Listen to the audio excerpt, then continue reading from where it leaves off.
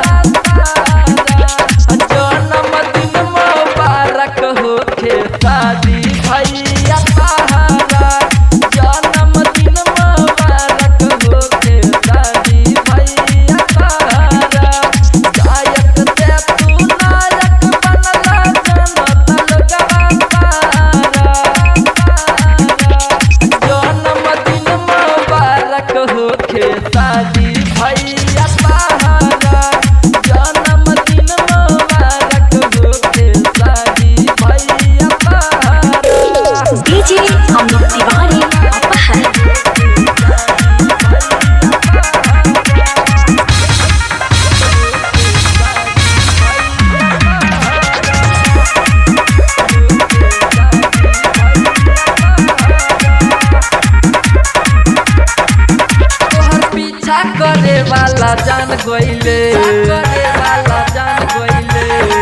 अब भोजपुरी के सन बार मान गइले तोरा पीछा करे वाला जान गइले भोजपुरी के सन बार मान गइले रहेला बेचैन दुश्मन खटिया हो गइला जन्मदिन मुबारक होखे शादी भैया तारा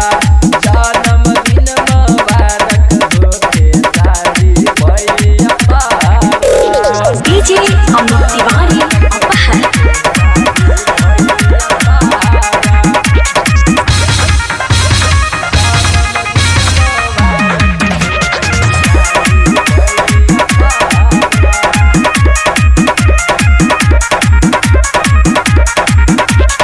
सटे न तोहरा से दूरी में बा